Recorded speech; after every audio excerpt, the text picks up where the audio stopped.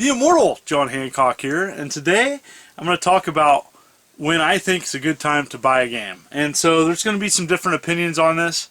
The whole internet's going to be talking about the Switch, Nintendo Switch, and the upcoming new Zelda game, Breath of the Wild. And everybody is talking about buying it, or getting it, or eventually getting it, or getting it on the Wii U, which I'm getting.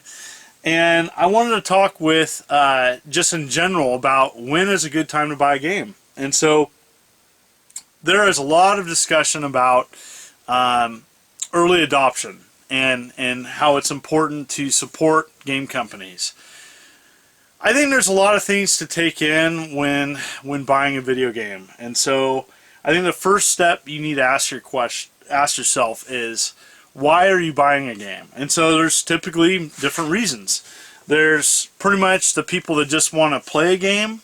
There's also collectors out there. I mean, let's face it, video games is collected like comic books or records or movies or the hundreds of other things that you can collect now. And there's an aspect that there's people out there that want to resell what they buy or flip it or invest. That's the nature of the industry that we're in now. I think it's important to know that there are pros and cons to when to buy a game, and I'm here to talk about that. And so I think it's important to note that I'm just talking about a standard release game in general, not a collector's edition. That's kind of a separate conversation in general. So buying early, okay? Buying early there's a lot of pros to buying a game early. The big one is that it supports the game company, especially if you buy it new. And typically a game company will make most of its sales in the first couple weeks of a game. That's typically before a game is fully pirated. You're going to get a game in a great shape typically. If you don't buy it new, then if you buy it used early, if the game's recently been released, you're going to find it in good shape. Though I have to say, if you're finding a game used when a game just came out, might be a reason why. You're discovering things about a game maybe that few others have experienced. And so it's a great way. So buying early is great. I have friends that are early adopters. They game, they like to play. I am just not one of these people. And so I wouldn't have what I have in my game room if I bought everything new. Now, there's times I buy new and support a game company.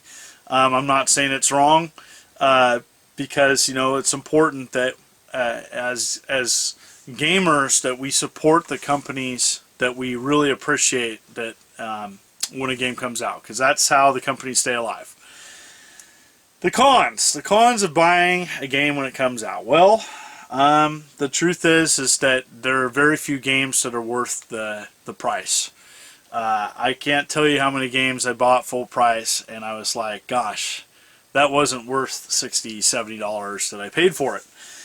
Just on game experience alone. Sometimes, especially now these days, games come rushed and they have bugs. And only later are they patched where they can fully there might be a save issue. There might be an issue where the game locks up. I'm finding that more and more in games where a game comes out and it's not fully, developed. Looking at you, No Man's Sky. So paying full price necessarily isn't always the best thing. So that's the cons. Now, a game comes out, goes away. The other thing about buying early is the hype train, and so sometimes we get caught up in like the hype of a game being good, and when you're paying full price, you are the target.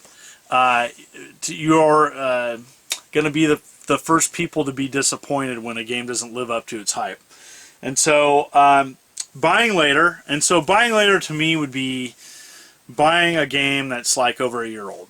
And that's hard for people that are impulsive. There's a lot of pros, though, of buying a game like a year later after it comes out, or a couple years. And so buying later, the pros are it's probably going to be significantly cheaper. Typically even a budget release, which is thumbs up for me. Patches for the game have been readily available. So you're buying a game later. The cons are that a game might be harder to find new, or hard to find locally, especially if it's like a limited release. But there's not a ton of pros and cons to that. So if you're buying a game later, typically the company that made it is still in business. Typically the console that you're playing on still has, if it has an online aspect to it, it's still online. But like I said, there's pros and cons. If you buy a game later, if you're still buying it new, you're still supporting the company. But you know, who's going to buy new if a game is, you know, significantly cheaper used? I know I'm not.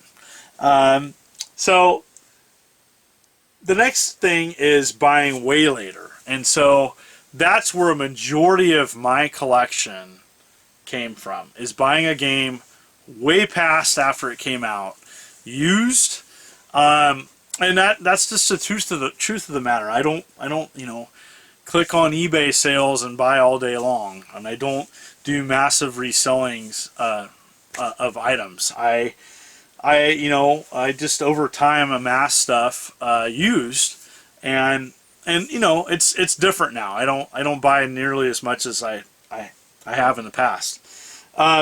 So buying way later, and I mean years later, there's a lot of pros to that. Now, the pros are different now because, you know, when I bought a game used, especially a Nintendo game, all that game was on the cart.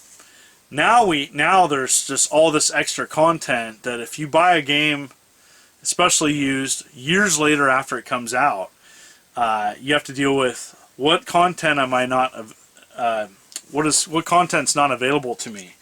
Are the servers down? Is there any multiplayer aspect of it that I won't be able to play?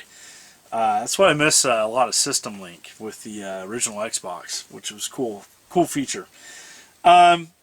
Typically, though, the game is going to be a lot cheaper. It's definitely going to be harder to find new, especially for sealed collectors.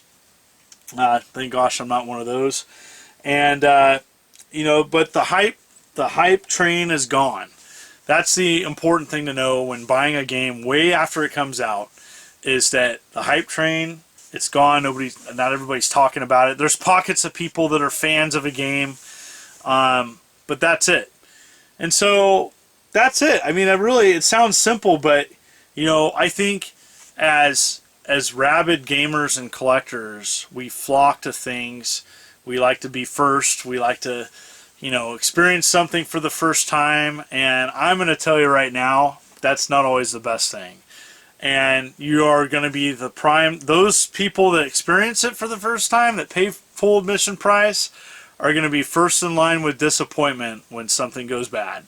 And it doesn't just apply to games. It could be movies, it could be music, it could be lots of things, and happens all the time. So what type of buyer are you when you are buying your games? What do you do? Do you buy it brand new? Do you wait a long time? Do you buy it only used, or are you a little bit in between? Do you buy it after a year or so? And so I think it's important to know that, and it's going to stretch your dollar a long way if you can wait. It doesn't always work that way. There's some games, if you wait too long, then it becomes a $100 game. But I don't know, I see that less happening now versus previous generations of games because, let's face it, everything now is made as a collectible. You know, everything has a limited edition, collector's edition of it, and then there's a standard release edition of a game, and it's just a different market.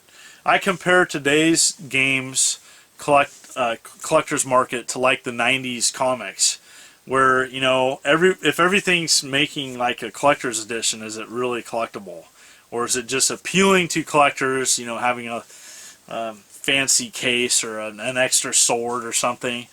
And I have to be honest, you know, I rarely buy collector's edition games now. that's kind of a side tangent about that. But, you know, that's just me. What do you think? How do you buy your games? I'd love to hear about it. This is kind of a ramble. I've got a lot of people requesting these type of videos, so here we are at. But don't worry, collectors. I'm going to be still doing collector videos, and I plan on doing one this upcoming Sunday. Thank you so much for the support. Here I am, still plugging away, 2 videos a week. I love doing these. I'm having a lot of fun. I've been kind of sick lately, so just trying to plug through and hopefully get some rest. So thank you so much. This is the Immortal John Hancock. Take care.